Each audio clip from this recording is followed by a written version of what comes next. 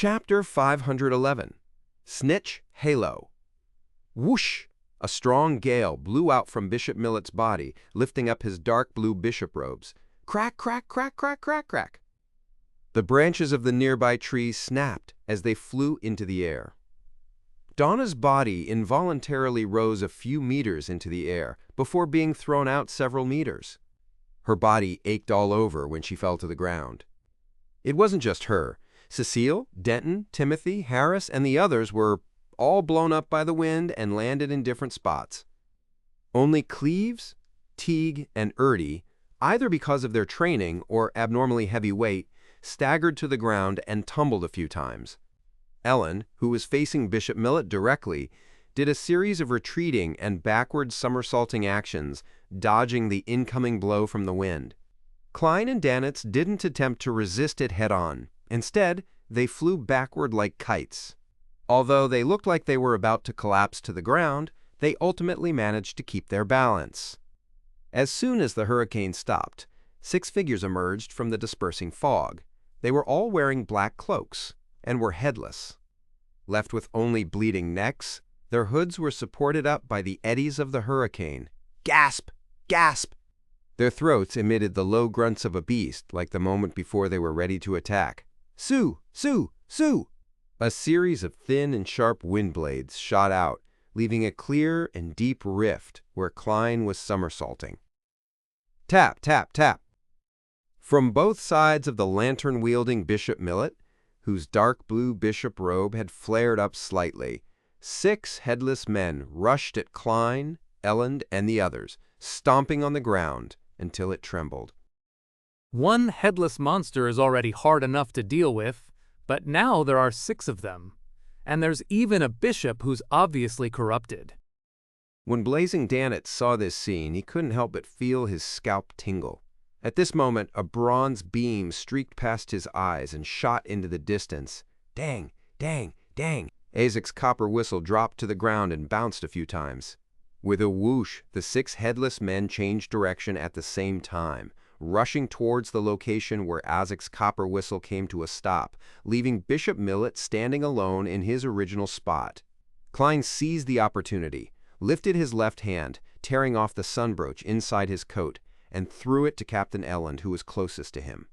He shouted succinctly, "Inject your spirituality. 5 seconds. Holy water." After saying this, he ignored his silk top hat that had been blown away, and instead he bent his body, dashing towards Bishop Millet in a zigzag manner. Sue! Sue! Sue! One after another, wind blades were shot out in close succession, all of them aimed at Klein. In a flash, the ground showed signs of being cut and slashed. Klein either somersaulted, lunging forward, or jumping up by supporting his body with his hands to avoid the first round of concentrated fire. The dark red light in Bishop Millet's eyes grew brighter as he raised his hands. Sue! Sue! Sue! Sue! Sue! At this moment, the wind blades inundated him like a machine gun. Klein only had enough time to dodge half of it before his body was torn apart, turning into thin and light shreds of paper that flew into the air. Klein appeared in another direction and continued to charge at Bishop Millet, trying to close the distance between them to an effective distance.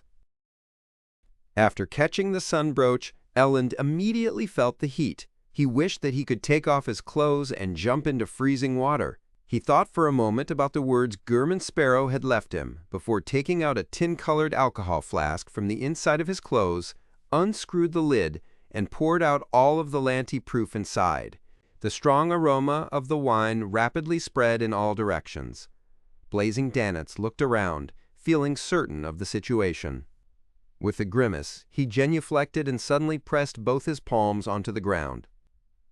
2 scarlet fire serpents appeared out of thin air, clinging to the ground as they spread towards Azek's copper whistle and created 4 burning walls of fire. His original plan had been to throw a fireball at Bishop Millet and let German Sparrow use the flames to easily jump towards the bishop and launch an attack.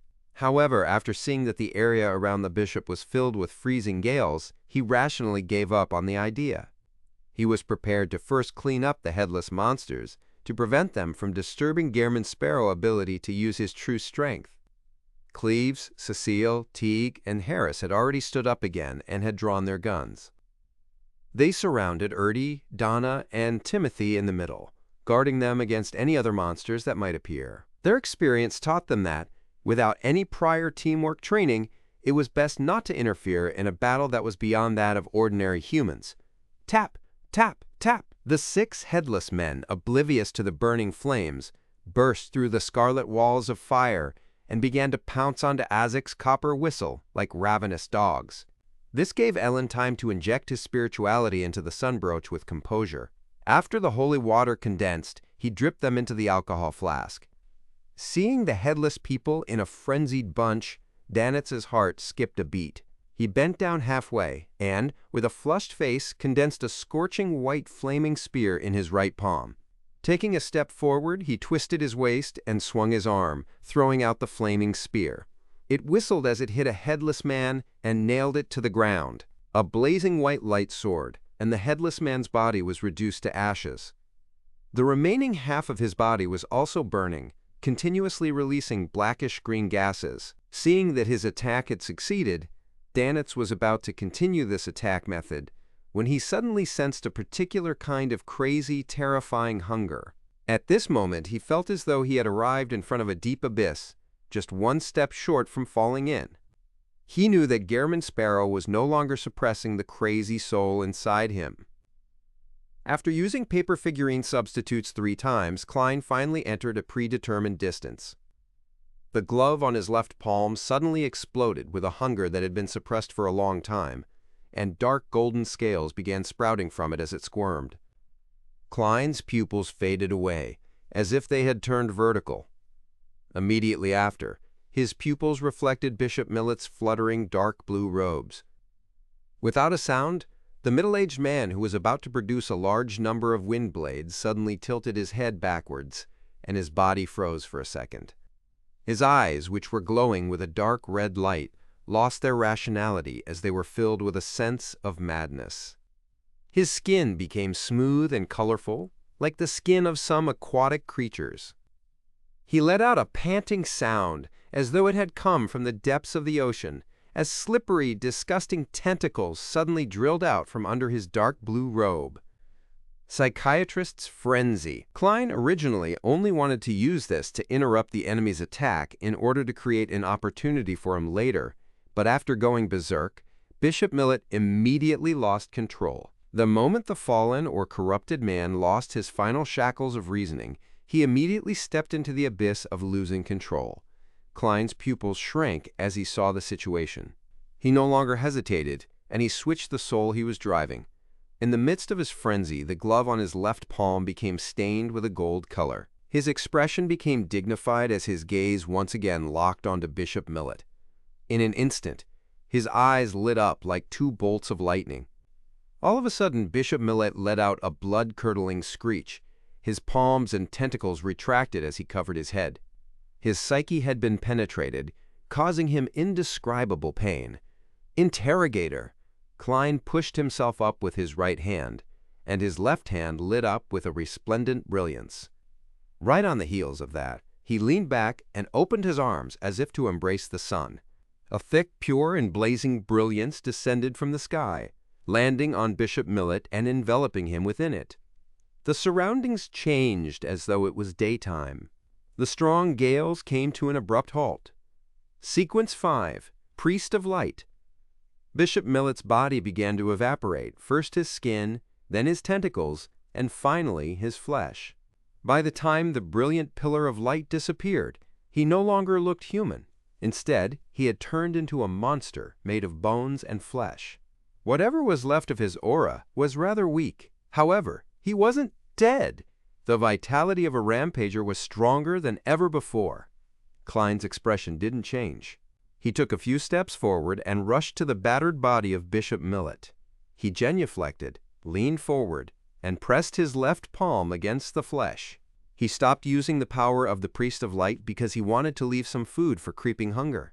A small crack silently appeared in the palm region of the glove as 2 rows of illusory, white, and eerie teeth grew out from it, as it madly devoured any flesh, bones, and spirituality.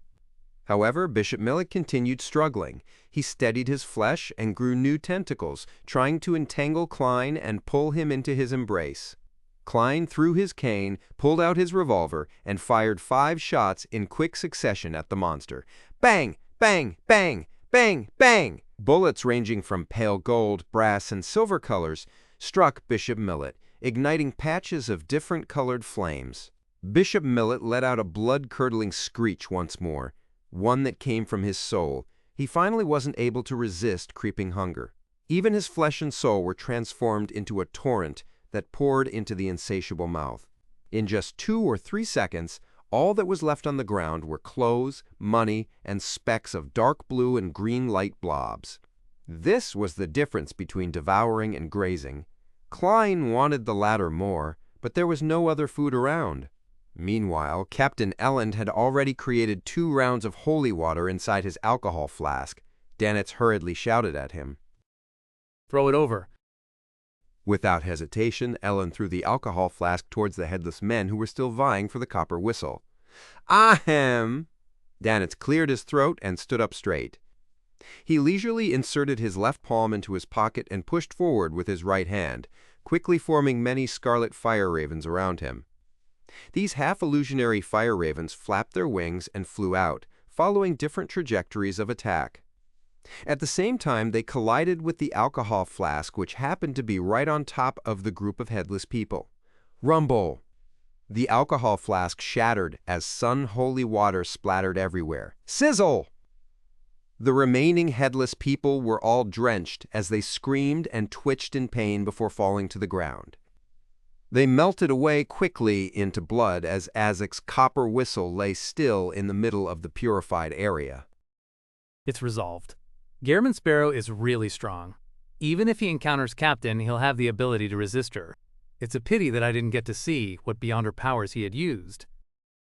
Danitz turned his head to look at Klein, who was standing in front of the remains of Bishop Millet, and silently sighed.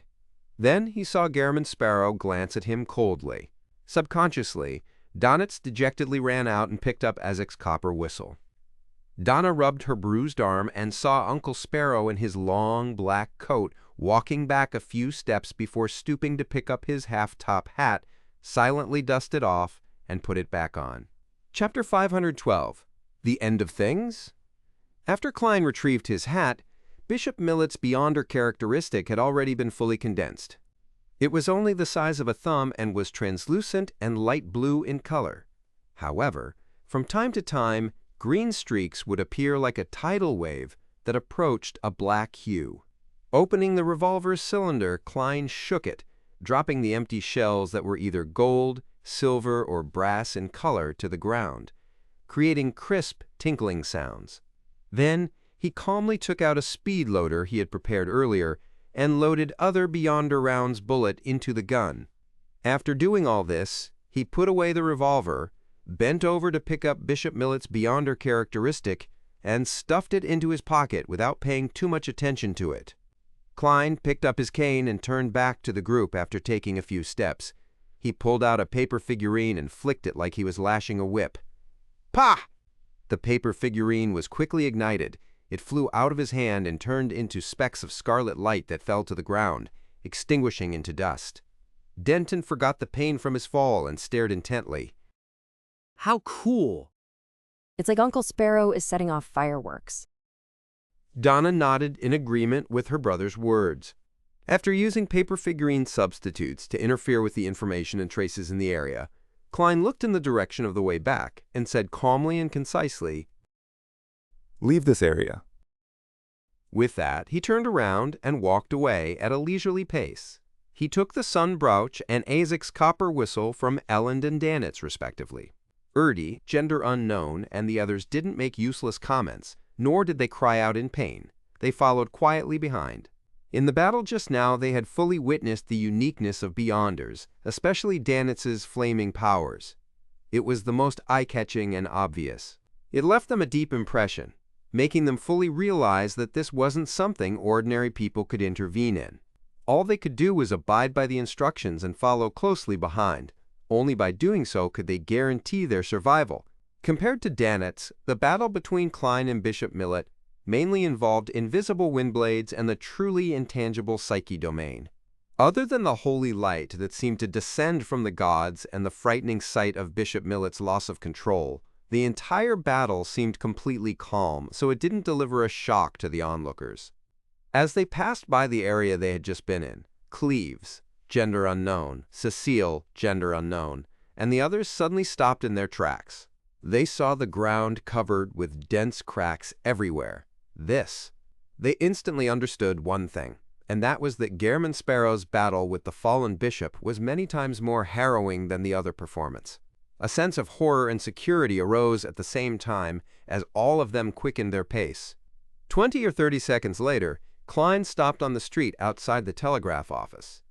He said to Captain Elland in a deadpan manner, Do you want to send a telegram? After saying that, he couldn't help to remind him, Do not force your way in. All right. On this strange night, Elland was just as cautious. He took a few brisk steps to the telegraph office and knocked on the door 3 times. Thump! Thump! Thump! Amidst a slightly muffled sound, someone from inside asked, Who is it? Klein, who was already on guard, suddenly frowned, because the one who spoke was a man. Elland was also puzzled. I want to send a telegram. Who are you? I remember the person on duty was a lady before. The man inside replied calmly, I'm Pavel Court, Melanie's colleague. She's right next to me. She's fine. Just as Pavel Court finished speaking, the female voice from before immediately followed up, Yes, I'm doing very well. You don't need to take note anymore. Pavel Court is back. Pal, doesn't your folklore say not to answer or open the door? How did Pavel Court get in? Klein resisted the urge to question her. Elland took a step back and cleared his throat. I'd like to send a telegram to the headquarters of the Church of Storms. Pavel Court replied without emotion. I'm sorry, but we can't open the door. Elland also felt the strangeness of the matter and didn't dare to force it. Instead, he proposed an alternative plan.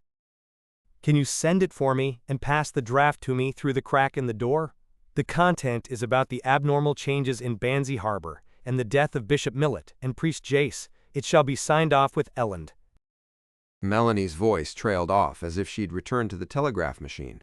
After waiting for a while, he heard tapping sounds, and before long, a copy of the telegram draft was extended out from the gap under the door. Elland bent down to pick it up, resisting the urge to peek through the cracks. He looked at the telegram draft, and his nose suddenly twitched. He smelled a faint scent of blood on the paper. He tilted his head and looked at Gehrman Sparrow, using his eyes to inform him that there was a problem with the telegraph office. However, he was met with a deep and unperturbed gaze, as well as words that were said in a calm and indifferent tone. Return to the ship. After throwing this sentence out, Klein turned around immediately and walked towards the end of the street, his figure gradually blending into the thin fog. Carrying a broken lantern, Danitz immediately followed after him. Without any hesitation, Donna and the others did the same. After pondering in silence for 2 seconds, Elland took the telegram draft and ran after the group. No other sounds came out from the telegraph office anymore. It was unusually quiet. Perhaps due to the extermination of the fallen Bishop Millet, Klein and the others didn't meet any more headless people in black cloaks on their way back. Moldy heads were only seen twice, and they were easily dealt with. After walking for an unknown length of time, they finally saw the dock and the white agate which had candlelight seeping out. This sight made Urdi, gender unknown, and the others regain their strength. They transitioned from a brisk walk to a jog all the way until they reached the bottom of the gangway. Klein stood guard below them with his blood-stained cane until everyone was on board. Then with a tug, he jumped and arrived on the deck with just a few steps. At that moment, Elland had already begun to gather his first mate, second mate, bosun, gunner commander, and other subordinates. He got them to gather the sailors, adjust the cannons, and prepare to depart at any moment. Although leaving the port at night had non-trivial security risks, it would be the best way to avoid danger if the situation worsened. Uncle Sparrow. Donna held her brother by the hand and trotted to Klein's side, plagued by a bellyful of questions. Klein nodded, pointed to the cabin, and said, Go back to your room first. We'll talk about it tomorrow. The danger hasn't been averted. Donna nodded obediently. Together with Denton, she put her index finger to her lips. Shh. After the Branch family and the Timothy family entered the cabin, Klein walked over to Elland, took out Bishop Millet's Beyonder characteristic, and threw it to him. If there are still mandated punishers alive, return this to them. The Beyonder characteristic, left behind by a bishop who might have been a Sequence 6, would definitely be pursued by the Church of Storms, and everyone on the White Agate would be a target of suspicion. Klein didn't want to be wanted by the #1 power at sea as soon as he set sail. If none of the mandated punishers in Banzi Harbor survived, and if reinforcements from headquarters would take a while to arrive, leaving Klein plenty of time to deal with the matter and leave, then he would surely be reluctant to return it and would find a reason to get it back. Ellen caught the thumb-sized object, glancing at it doubtfully. He didn't ask what it could be used for, and he chuckled. Don't worry about the Church of Storms' investigation. I'll hint to them that you're with me. So I'll be considered a member of MI9 by the Church of Storms? Klein nodded without saying anything else. Ellen looked at Danitz and probingly asked, Blazing? Ha-ha. Danitz chuckled dryly and took a leaf out of someone's book. Guess. Ellen replied with tacit understanding. I don't think so then. With the simple matters dealt with, Klein returned to the side of the ship and looked at the fog-shrouded Banzi Harbor, prepared against any hidden dangers. Time ticked by, and the peak of the mountain next to the shore lit up once again with the lights of a thunderstorm. Streaks of silver and violent bolts of lightning swept the area without restraint before they gradually calmed down. The fog in Banzi Harbor began to dissipate, and the light of the crimson moon became clearer. It's over? Even after seeing this, Klein still didn't dare to completely relax. Half an hour later, 3 men who claimed to be mandated punishers came to the dock to see Captain Elland.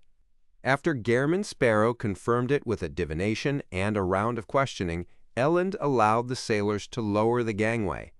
The 3 mandated punishers motioned for the surrounding crew to leave. Then they lowered their voices and informed the captain of the situation. Klein didn't move closer to listen, but instead he waited patiently for the matter to end. A few minutes later, Elland returned Bishop Millet's remaining characteristic to the mandated punishers and watched them leave the White Agate to deal with the rest of the mess. Phew! Elland exhaled and came to Klein's and Danitz's side. He casually said with a tinge of lingering fear, The matter has been resolved. There aren't any problems. Has it really been solved? Klein suddenly thought of Pavel Court and Melanie behind the telegraph office door. He recalled Fox, gender unknown, the owner of the Green Lemon restaurant, and the many lodgers who had watched them silently. Elland continued. To be specific, Jace discovered the revival of ancient customs, cannibalism, and live sacrifice, confirming that a small number of people in Banzi Harbor had become heretics. He hurried back to the church and reported this to Bishop Millet, but unbeknownst to him, the person before him was the leader of the heretics, a true fallen one. He had his neck cut off by Millet's windblade and died in the Cathedral of the Lord. Millet was about to dispose of the body, but he was discovered by the servants. Hence, things spiraled out of control. Some of the servants were turned into monsters, while some were led by the priests to hide underground. Without any means to hide himself, Millet quickly left the cathedral, gathered the heretics, and headed for the altar at the mountaintop. The weather changed as a result. After the mandated punishers retrieved 3 sealed artifacts, they rushed over and engaged in an intense battle. In the process, Millet was injured and escaped, while the rest of the heretics remained to defend the altar, which was eventually overrun. The church's headquarters has already replied, and they'll be sending people to investigate the cause of Bishop Millet's fall. Heh, I told them that we were only able to kill Bishop Millet by joining forces because he was heavily injured. By the way, the mandated punishers have gotten me to get the Branch and Timothy families to sign a confidential agreement. After giving a general account of the situation, Elland let out a long sigh of relief and busied himself with the remaining matters.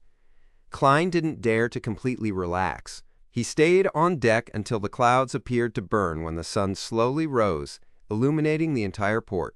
He saw the residents leave their houses one by one, basking in the golden sunlight, chatting and laughing as they headed for their respective jobs. Banzi Harbor finally had the breath of human life again. It's really over. Klein turned around, slightly puzzled. He had planned to catch up on his sleep, but only after the ship had departed. As for Danitz, although he had long been yawning, he remained motionless when he saw Gehrman Sparrow being motionless. On the way into the cabin, Klein met Elland, who had also not slept the entire night. Elland greeted with a smile. Good morning. We're about to leave the port. There's nothing to worry about. As he spoke, the white agate's whistle sounded. Upon hearing the sound, Klein secretly exhaled, deciding to put all his doubts behind him. He didn't want to think about Banzi Harbor anymore, so he nodded in response. Ellen stretched his neck and commented with a sigh. Last night, I had a mystical feeling that the old Binzi and the modern Banzi Harbor overlapped. Klein had intended to walk past him when he suddenly grasped a word and asked with a grave expression, Benzie? Ellen introduced in passing, Heh, that's the ancient name of Banzi Harbor. 300 or 400 years ago, it was called Binzi Town. Later, due to its pronunciation and other factors, it gradually evolved into Banzi. Klein's pupils shrank when he heard the answer. He remembered very clearly that the evil spirit in Backlund's underground relic had once mentioned that if one wanted to find one of the founders of Rose Redemption, the former king of angels, Medici, gender unknown, and his descendants, one could go to Binzi Town to try their luck. Binzi. Klein's heart seemed to freeze over, inch by inch. A chill radiated from the depths of his bone marrow. He jerked his gaze back to the harbor, to the scenes of the telegraph office, with its tightly closed doors and the lodgers in Green Lemon Restaurant who were silently staring at him. Chapter 513, Intimidation. If I had probed deeper, then there might be a high probability that I would have attracted the Rose Redemption, or even a hidden red angel. There were several times where I danced at the edge of a cliff. Luckily, I managed to restrain my impulse and curiosity about the weird situation at Green Lemon Restaurant and the telegraph office. Klein retracted his gaze, finding the sun brooch inadequate in keeping his back from oozing with a layer of cold sweat. Compared to the arrival of the true creator, this unknown and undetonated situation was much more horrifying. At least, Klein couldn't help but imagine what would have happened if he kicked the telegraph office's door open, or if he went around to the back, flipped the window, and entered the room. He constantly imagined all sorts of strange and terrifying scenes, which frightened himself quite a bit. At the same time, he decided to produce sun holy water for the passengers who had eaten at Banzi Harbor last night, in order to avoid any remaining dormant dangers. Ellen sensed Gehrman Sparrow's abnormality. What's wrong? I just remembered something. Klein used his clown's powers to keep his facial expression normal, but inside he was glad that he didn't take the risk last night and had now successfully left Banzi Harbor. As for the secrets of Rose Redemption and the King of Angels, he only had one thought in mind. Quickly report it. If he didn't report it, was he allowing them to usher in 1351's new year? If he chose to hide the truth and wait until he had a sufficiently high sequence or enough strength to explore and reap the corresponding benefits, then Klein felt that he would feel very guilty and end up carrying a heavy burden if something happened during that time, causing the danger to be triggered prematurely, or if the remnant heretics would cause the death of one innocent passenger after another. That would only push him closer to losing control, Of course, reporting the matter needed to be done in a correct and astute manner. Klein wasn't foolish enough to tell Ellen directly or write an anonymous letter to the Church of Storms, which would then lead to a lot of trouble. First, the authorities would definitely investigate Gehrman Sparrow's background, and things could be easily exposed if thorough investigations were made. Secondly, this identity might be exposed to the Rose redemption, which might attract a King of Angels pursuit. What Klein intended to do was to use the world to mention the anomaly in Banzi Harbor when the tarot gathering was held in 2 days. He would then have the Fool to lightly allude to Rose redemption and a King of Angels. As a member of the Church of Storms, the Hanged Man would naturally know what to do next. This would be a chance for him to perform a deed of merit.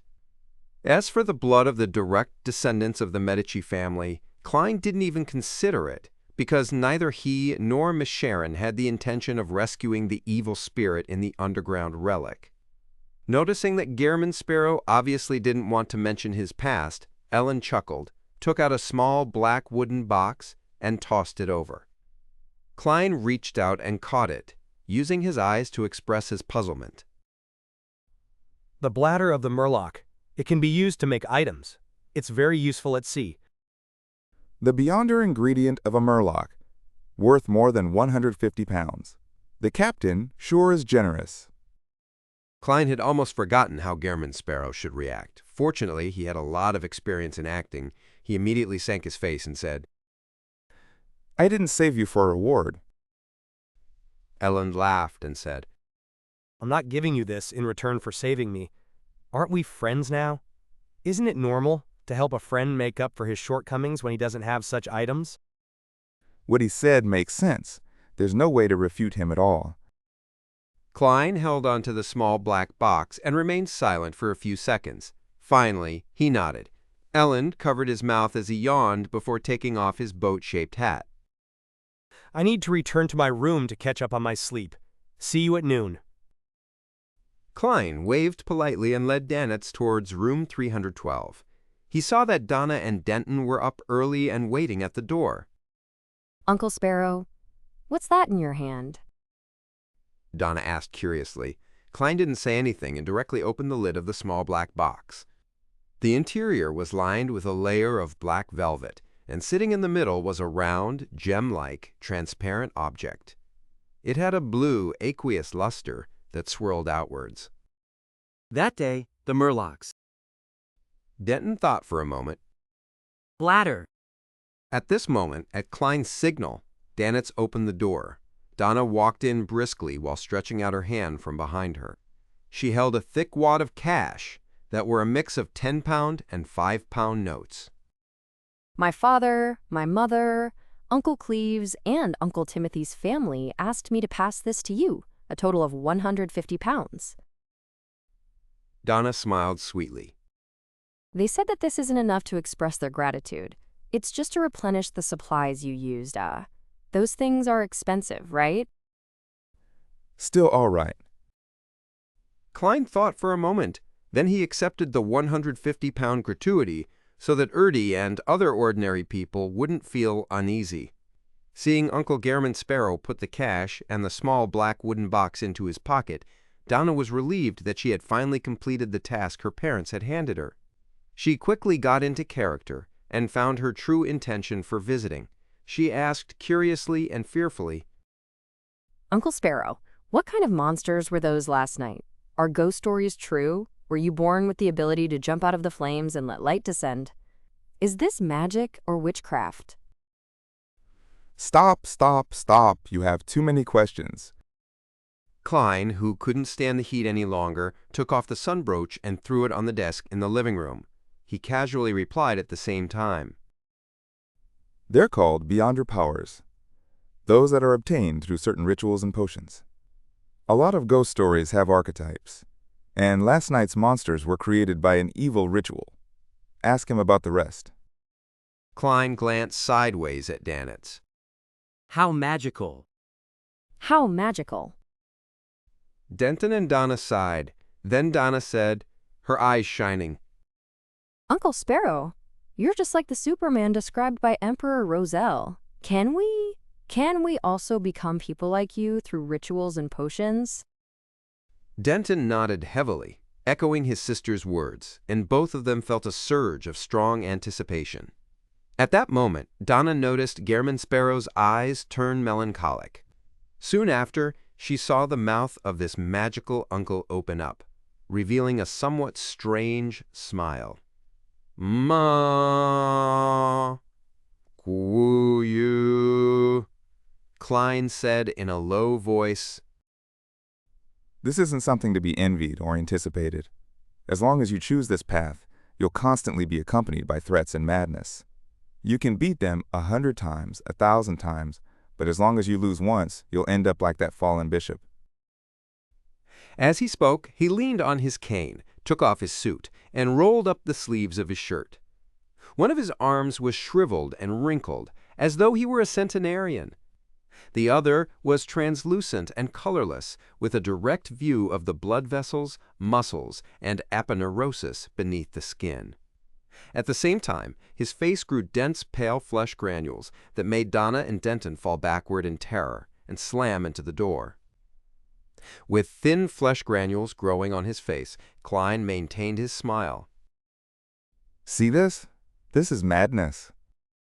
No. No. Donna and Denton almost lost their minds, stumbled through the door, and ran out. After a few steps, they fell to the ground, unable to keep their balance. How terrifying.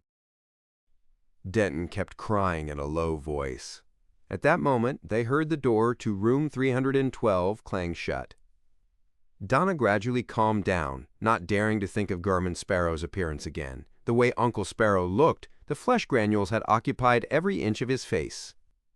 The way his arms were shriveled and translucent wasn't much better than the monsters of the night before. For some reason, she recalled his eyes and the words, "This is madness." Her vision suddenly blurred, and she couldn't stop the tears from rolling down her cheeks. Denton was so frightened by her reaction that he forgot his fear. Donna, what's the matter with you? Donna sobbed and said, I don't know. I just feel very, very sad all of a sudden. Inside room 312, seeing that Klein had returned to normal, Danitz couldn't help but click his tongue. Actually, there's no need to scare the children like this. They'll have nightmares. Just tell them that taking potions is dangerous. Just as he finished his sentence, he saw a hard wooden cane covered in blood and dirt flying over, accompanied by a sentence that wasn't in the least bit emotional. Wash it clean. Danitz reached out to grab the cane as the smile on his face froze. Audrey stood behind the white and gold railings on the second floor, watching the servants on the first floor come and go, bustling with activity. According to the customs of the Lowen Kingdom, the nobles with fiefs would leave Backland 1 week after the New Year ball, and they would return to their own fiefs, where they would enjoy a pleasant life in the countryside or in a castle. In June, they would return to the capital, where they would socialize day after day. Of course, a banker with actual power and wealth like Earl Hall definitely needed to make trips between the two places to handle many matters. However, moving wasn't an easy task. Many things had to be tidied up beforehand, and some of the servants would bring them back to the manor or castle. Only after everything was ready would the masters begin their journey. After this tarot gathering ends, I should be sitting in a steam train back to Eastchester County. I hope that vampire gentleman really can get the fruit of the Tree of Elders and the blood of the Mirror Dragon so that I can become a psychiatrist before I leave Backland. Audrey allowed her thoughts to wander. Just then, Lady Caitlin came over and asked, with a smile, Penny, for your thoughts? Well, you're already an adult. When you get back to Backland in June, you'll be able to find something to do. Do you have any plans? Audrey didn't think further and directly replied, Mother, I want Teleso to join the church's charity organizations. I want to get to know this world. She added silently in her heart. Good idea. The Countess agreed. After giving her some advice, she walked down to the second floor and began to inspect the affairs of the family. Audrey withdrew her emotions and turned her head to the side. With a faint smile, she said to the large golden retriever that was sitting to her side, Susie, are you looking forward to it? You can run as much as you want in the green pastures and in the lush woods. She was making fun of Susie because she had only become a gift because she wasn't a qualified foxhound. Susie instinctively wanted to stick her tongue out, but she stopped herself like a cultured lady. She answered without hiding her emotions. Of course, I like to run, but I hate those barbaric fellows. Are you referring to the foxhounds that father and the others rear? Audrey pursed her lips to stop herself from smiling. She looked up at the wall clock and saw that it was almost time for the tarot gathering. Chapter 514, Legends of Ancient Gods. Above the endless gray fog, the majestic palace stood still. Just as Emlyn White, who had arrived here once again, regained his vision, he saw Miss Justice opposite him, looking at the end of the mottled long table before greeting cheerfully. Good afternoon, Mr. Fool. Audrey greeted everyone, one person at a time, starting with the Fool and ending with the world. This order wasn't according to the seating arrangement, but by the order of the tarot cards. The Fool was the beginning that contained all possibilities, and the world was the end that represented perfect sublimation. This was a little obsessive-compulsive disorder on Miss Audrey's part, a mysticism enthusiast. It started to appear with the increasing number of tarot club members. She really is a carefree girl of stately birth. Emlyn deliberately passed a deep judgment and politely responded to the greeting. During this process, he caught sight of the sun through the corner of his eye. He couldn't help but think of the recent days when he had been studying the detailed history of the Sanguine at the home of Baron Waymondy. There are a lot of details that I don't know about. There are indeed differences between professional researchers and amateur enthusiasts, but from this week onwards, I, Emlyn White, would be a professional researcher.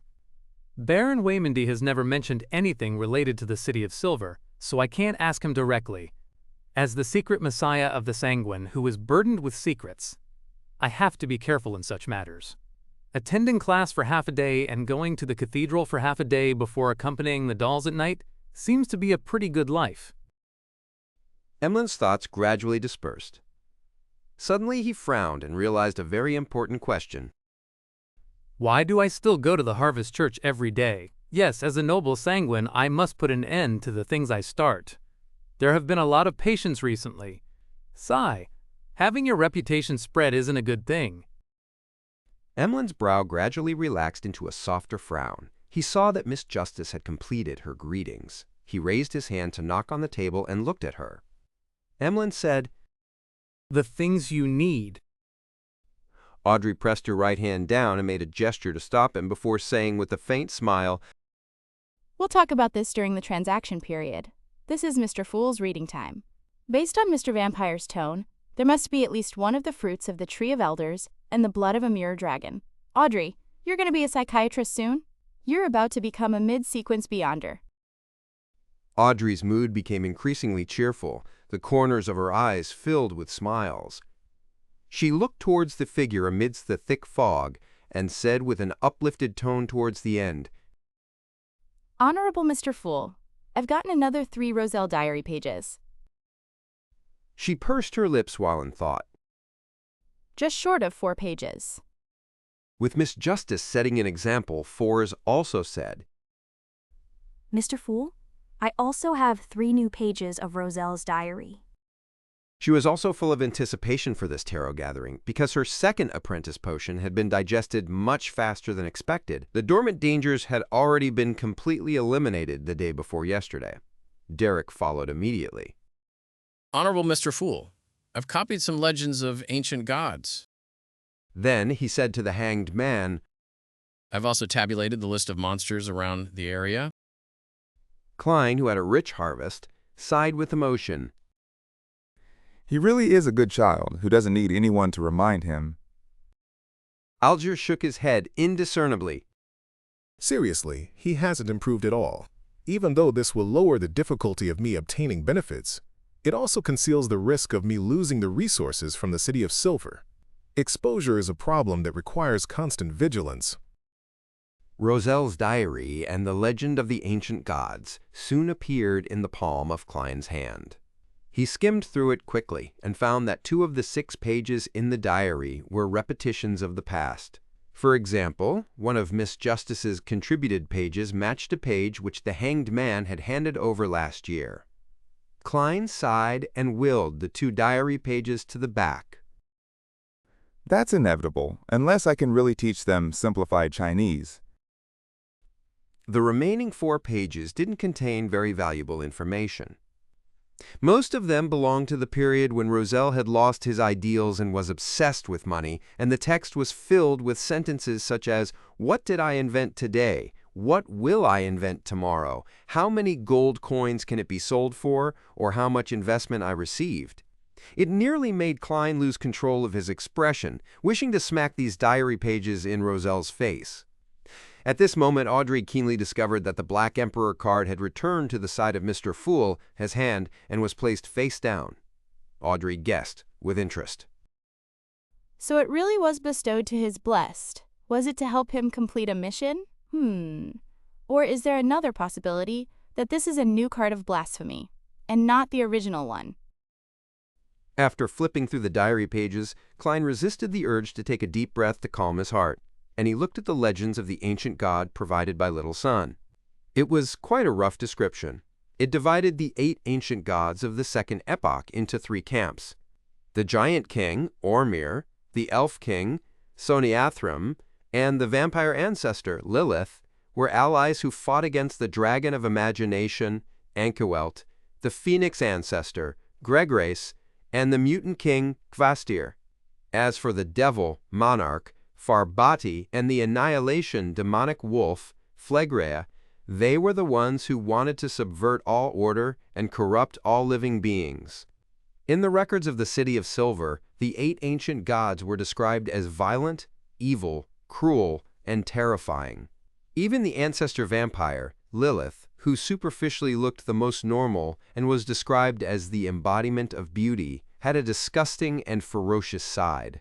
For instance, she would manifest into a mountain range of flesh.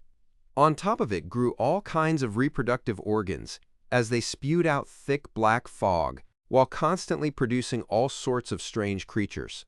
All powerhouses who approached her would be overwhelmed by the desire to mate and reproduce, becoming a walking organ. And all living beings who saw this scene, other than the other ancient gods, would lose their minds without exception or mutate on the spot, while others became crazy. The records of the City of Silver originated from the ancient texts of the Giant King's court. Of course, that was what they claimed.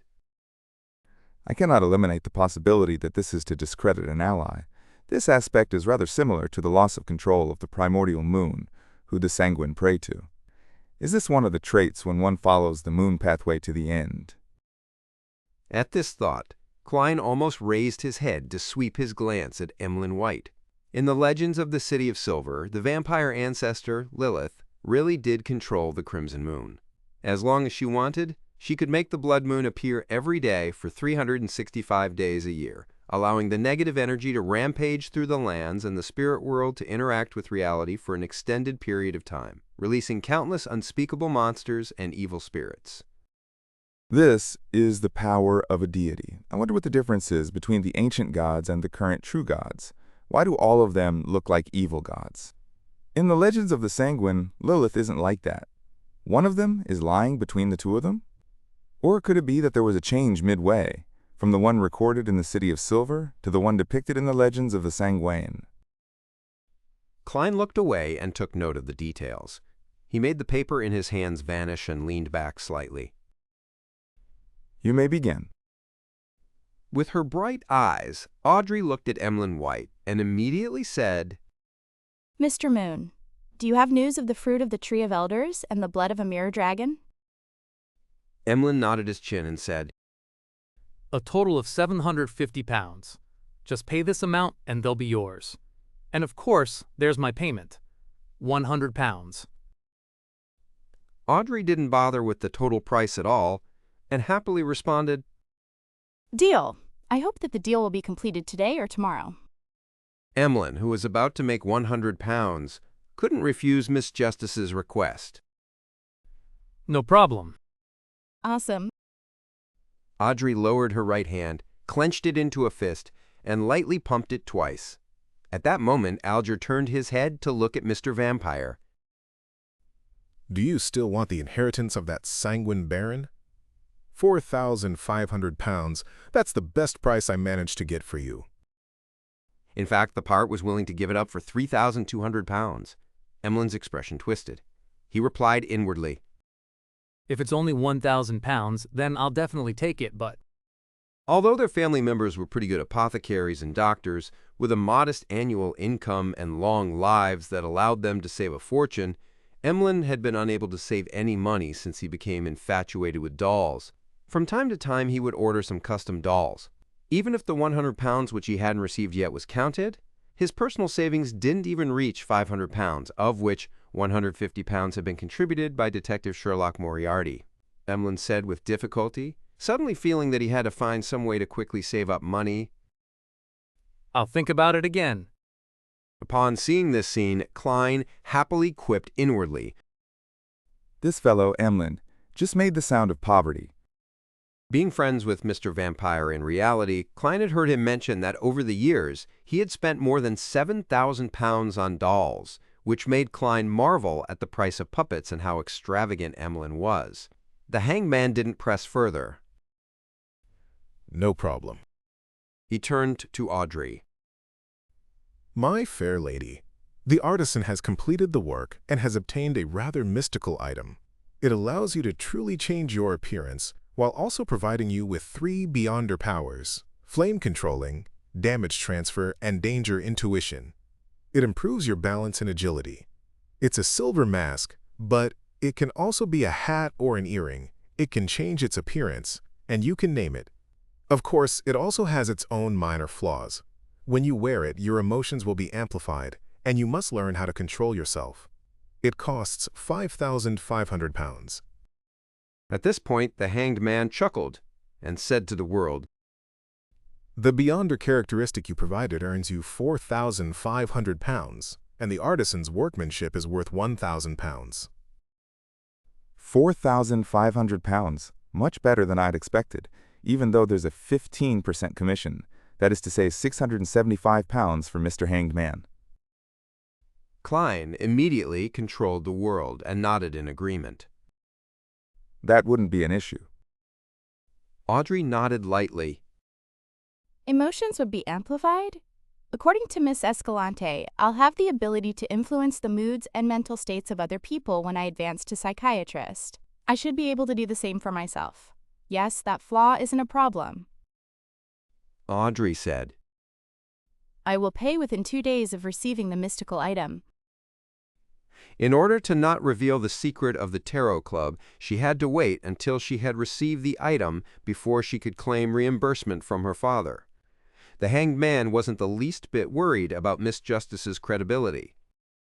Sure. So rich. So rich. Both Emlyn and Fours felt agitated at the same time. Phew! Klein breathed a quiet sigh of relief. This meant that more than 3,000 pounds of his would be available soon. He silently drew a crimson moon inwardly. Thank you, Miss Justice. Chapter 515, Harvests for Everyone. Frankly speaking, although Alger had predicted that Miss Justice wouldn't bargain, and the fact that the mystical item was indeed worth about 5,500 pounds, he still felt a strong sense of discomfort over such actions. It felt like after all the hard work he had put in to make a killing, the money he earned wasn't even more than her pocket money. 675 pounds split from the world, and the artisan's fee is only 600 pounds. I'll earn a net profit of 400 pounds. I've made a total of 1,075 pounds in this transaction, but the world isn't a simple figure. He has a great deal of beyonder characteristics and potion formulas, and he's involved in a great number of events. He's in the know of relatively important information. It's not worth it to get into a conflict with him over a few hundred pounds. Otherwise, I could have pushed the price of his beyonder characteristic to below 4,000 pounds. The hanged man thought wistfully. As the fool rejoiced at the prospect of receiving 3,825 pounds, Derek looked at the lady across him and earnestly said, Miss Magician, your Spirit Eater stomach pouch is ready. Excellent. Fours heaved a sigh of relief. I'll pay 300 pounds in cash to Mr. Hanged Man. Upon hearing this, Alger's spirit was also lifted. He hurriedly requested the fool sitting at the end of the long bronze table for permission to conjure the potion formula. A few seconds later, he wrote the Solar High Priest formula onto the yellowish-brown goatskin parchment in front of him. Sequence 7. Solar High Priest. Main ingredients: 1 red comb of a dawn rooster, 1 fruit of a radiant spirit pack tree. Supplementary ingredients: 100 milliliters of a dawn rooster, 10 drops of sun essential oil, 8 grams of fingered citron powder, and 5 grams of solidified lava. Although Klein didn't deliberately pry into this potion formula, the content which was conjured thanks to him was still reflected in his mind. As long as he was willing to use dream divination to recall, he would immediately get the corresponding knowledge. He couldn't help but exclaim, Indeed, being a platform is most profitable. Derek received the piece of parchment expectantly, glancing at it with relief and excitement. Then he conjured the list of monsters which were found in the area surrounding the City of Silver, letting the Hanged Man pick out the Beyonder ingredients that would be used to level the difference in prices. Alger calmly and carefully checked the list, gaining a precise understanding of the situation around the City of Silver. After that, he selected 3 ingredients that he knew had buyers and prices.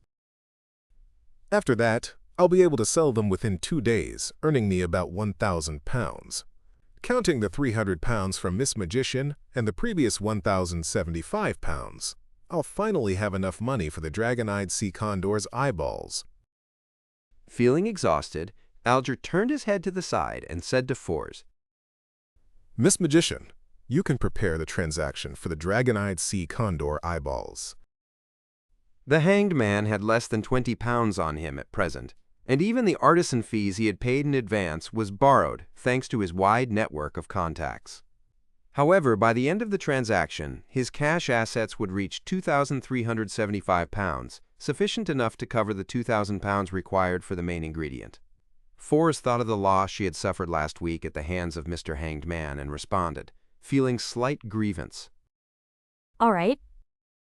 For her, how much this deal would eventually earn her would depend on her teacher, Dorian Gray. She wouldn't earn anything extra beyond what he was willing to share with her. At the end of the transaction segment, Klein manipulated the world to seek to purchase the remnant spirituality of ancient wraiths and a pair of eyes from a 6-winged gargoyle. As for the sale or process of making the Murloc bladder into a mystical item, he temporarily didn't intend to do it through the Tarot Club. He wished to use it as a catalyst to expand his social connections and resource channels at sea. After today's tarot gathering, Miss Justice will finish gathering her psychiatrist potion's ingredients, and the same is true for Miss Magician's Trickmaster potion. Now that Little Son has the formula, he can finally work towards Sequence 7. He's one step closer to providing me with a way to remove the mental corruption inside a Beyonder characteristic. Mr. Hanged Man is about to receive one of the main ingredients of Windblist, so there's only one last obstacle in his way before reaching Sequence 6. Only Emlyn hasn't yet made up his mind or found a solution. There's no hope of him advancing in the near future. Klein looked around and said with a chuckle, Continue your free exchange. Audrey was about to say something out of habit, but when she thought about it carefully, she felt that there was no news to share this week. Apart from the numerous balls I've attended and the 2 psychology classes, there are only matters regarding my return to Eastchester County that can be talked about, but there's no need to. She pursed her lips and remained silent. Fors, who was still in her languid state from the New Year's holidays, continued having a blank mind. She commented, feeling rather guiltily, Backland is still under the same kind of high pressure as before. Don't take any risks unless you're an official Beyonder. Is that so? Emlyn, who had been behaving well during this time, frowned doubtfully. A vampire like him, who led a routine lifestyle, couldn't experience the pain of having all the Beyonder gatherings stopped. The Hanged Man nodded and thought for a while. Then he said to the son, Don't be careless. Before holding a sacrificial ritual, it's best if you confirm that the chief who led the exploratory team isn't in the City of Silver, or if he's busy with other matters. Mr. Hangman, do you mean that the chief could have noticed the repeated cycle of fate? Derek asked in astonishment.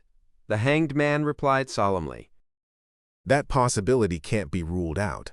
However, I can't be sure since I don't know enough about your city of silver. Having said that, he hid his smile and presented a serious expression. Tatabro, Derek said with chagrin. There are many things I'm not sure of either.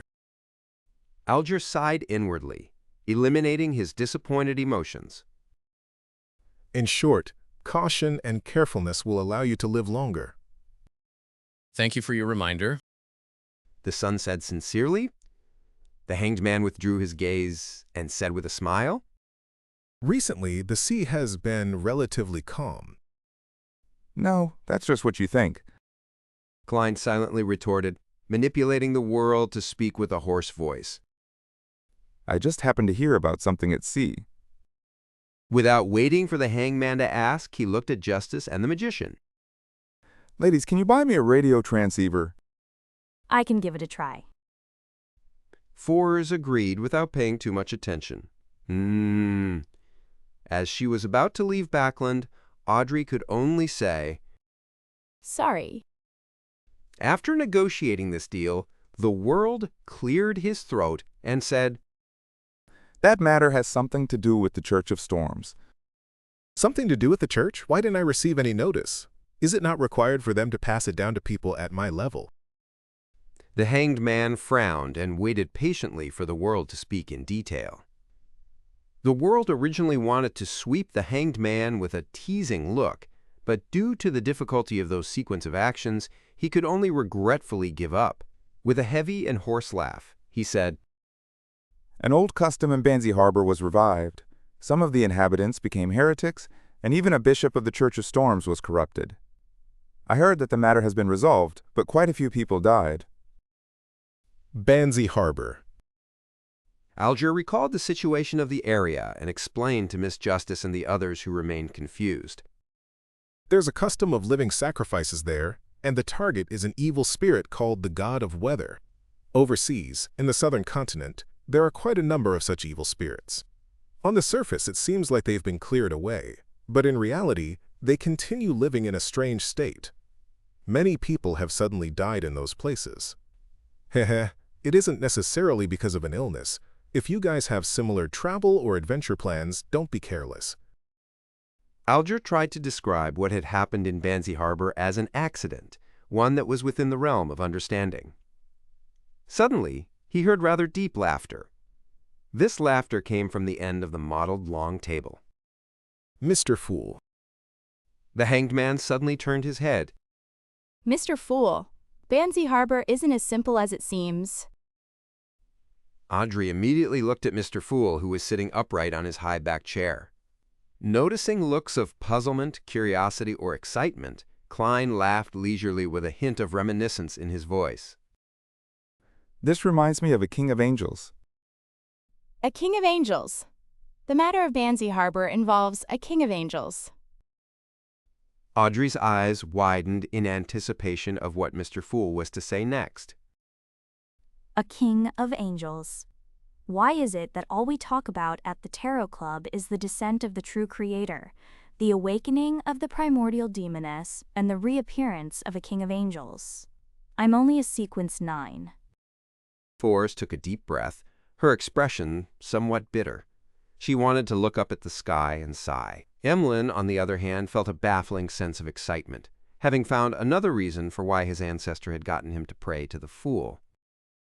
As expected, this is a gathering of messiahs in preparation for the apocalypse.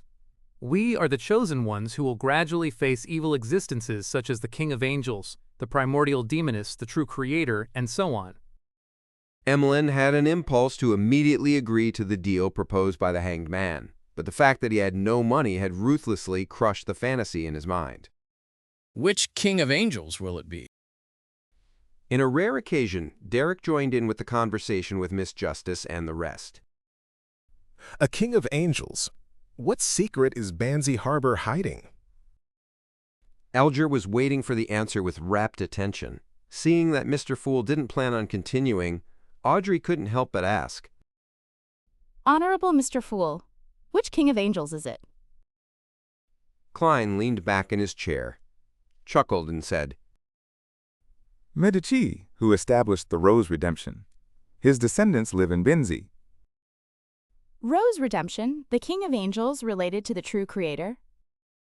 Audrey didn't expect that the matter would be multi-layered, with each layer more serious than the last. She subconsciously asked, Benzi. That's the old name of Banzi. Algier replied in a low voice as he clenched his hands. He could no longer imagine the truth behind this matter. He only knew that the unforeseen event in Banzi Harbor might not be over yet. The danger that could devour people remained lurking in the shadows. He didn't know much about the phrase Rose Redemption, only knowing that it had something to do with the temple of the true creator and the angel of fate, Ouroboros, but was unable to confirm exactly what it represented.